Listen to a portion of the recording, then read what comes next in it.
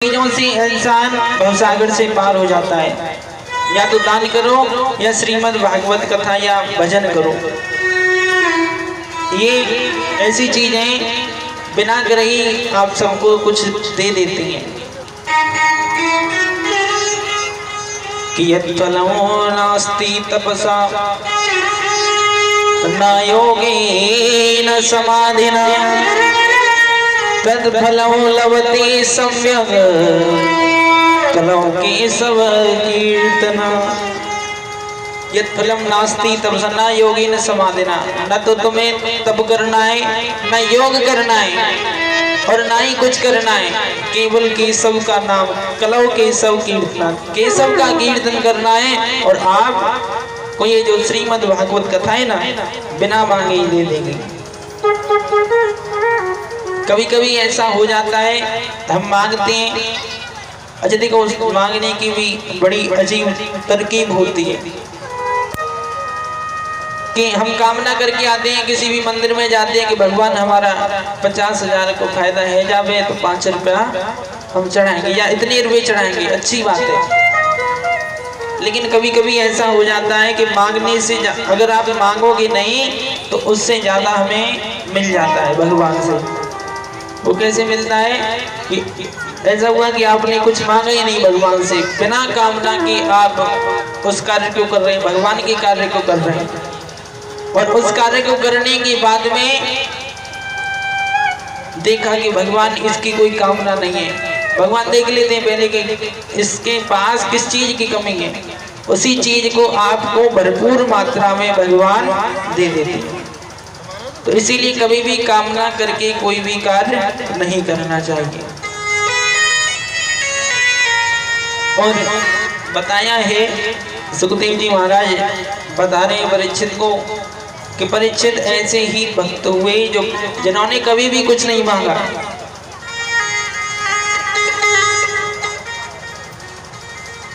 एक हुए प्रहलाद जी। प्रहलाद जी की कथा जो है पूरे स्कंद में चलेगी, ये 7वां स्कंद चल रहा है आप लोगों का। और ये प्रहलाद जी की कथा है कि दो भाई थे, हिरण्याक्ष और हिरण्याकश्यप। हिरण्याक्ष को भगवान 12 भगवान ने मारा और एक था हिरण्याकश्यप जो कि भगवान विष्णु से अपना बदला लेना चाहता था। बोले कि मैं बदला लूंगा विष्णु से। क्यों? क्योंकि उसके भाई को भगवान विष्णु ने मारा था। इस बदले की आग में उसने भगवान ब्रह्मा जी की तपस्या 100 वर्ष तक की और कहा कि मुझे अमर कर दो।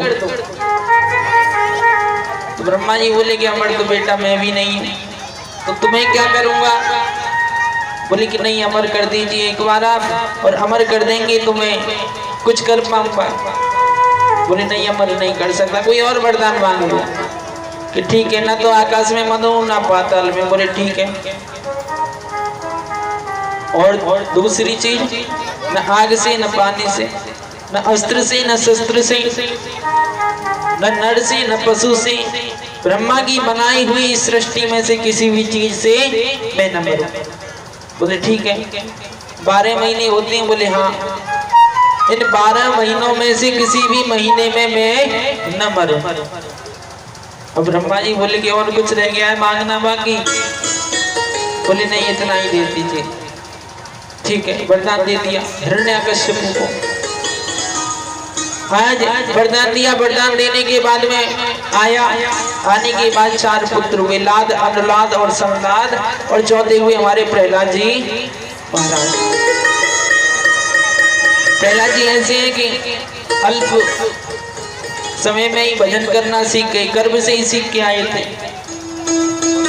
बहुत समझाया अपने पिता को लेकिन नहीं समझा।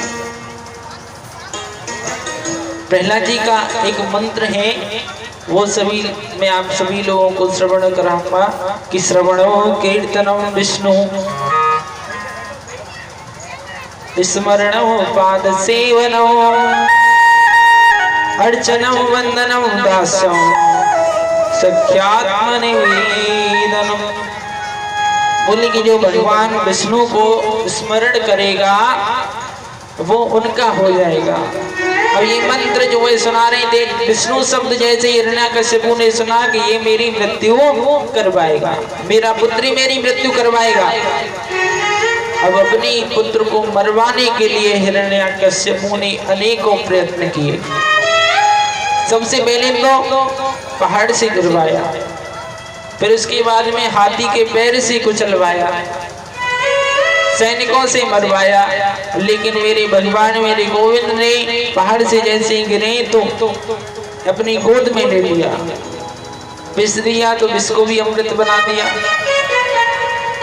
अनेकों प्रयत्न किए हिरण्याकश्यपु ने, लेकिन कुछ भी नहीं हुआ।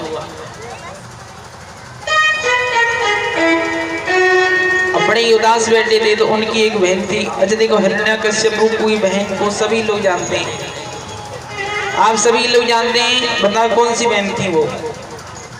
हिरण्याकश्यपु की बहन। अब आए भी बह रही है होली, होलिका जो थी हिरण्याकश्यपु की बहन थी, जिनका नाम हुंडा था। और हुंडा जो है ये आरती को बाद में घुमाया करें।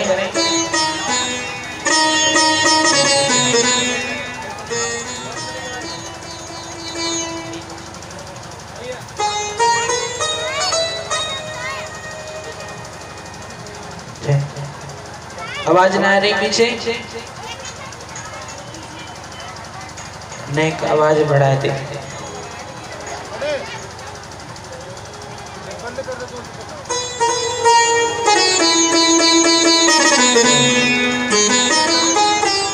हिरण्याकश्यपु की जो बहन हुंडा है वो बोली कि भैया मैं जल नहीं सकती हूँ और मुझे वरदान मिला हुआ है कि मैं जलूंगी नहीं, मैं अपनी गोद में प्रहलाद को बिठा लूंगी और ये अग्नि में इसे जला देंगे। बोले ठीक है। और जब मैं इसे जलाऊंगी तो आप देख लेना। बोले ठीक है। अब गोद में बिठा लिया, चिता लगाई गई, आग लगाई गई ऐसे ही। तो भगवान की कृपा हुई, जो आग प्रहलाद जी के लिए यानी कि जो होलिका थी उसके लिए शीतल थी, तो प्रहलाद जी के लिए शीतल हो गई, और हुंडा जो थी उसके लिए और ज्यादा टेम्परेचर बढ़ गया, तो वो जलकर भस्म हो गई। और प्रहलाद जी राग में से निकल कर आ रहे हैं और कह रहे हैं प्रहलाद जी, अगर आपने अब भी नहीं माना कि भगवान विष्णु ये सब कुछ तो फिर आपको बचाने वाला कोई नहीं। बोलिए कि अगर आपको अब पता नहीं चला तो कभी पता नहीं चलेगा। बोले ठीक है। हरि व्यापक सर्वत्र समाना, हरि तो हर एक जगह पर है और हर एक कण में वास करते हैं, आप में भी मुझ में भी, फिर भी आप नहीं मान पा रहे हैं कि भगवान है। बोले कि तुम्हारा हरि जो विष्णु है हर एक जगह वास करता है कि हाँ? बोले सोच ले और एक बार। बोले नहीं, हर एक जगह वास करते हैं भगवान विष्णु। बोले ठीक है। अब ये बता कि इस खंबे में भी है? बोले हाँ, इस खंबे में भी है। देखिए, हिरण्याकश्यपु ने काफी प्रयत्न कर लिए मारने के, तो प्रहलाद जी कहते हैं, प्रहलाद जी बार बार कह रहे हैं कि पिताजी मुझे तो राम नाम इतना ज्यादा प्यारा है कि आप जो है समझ भी नहीं सकते। आपने इतने प्रयत्न किए हैं कि बहुत ज्यादा।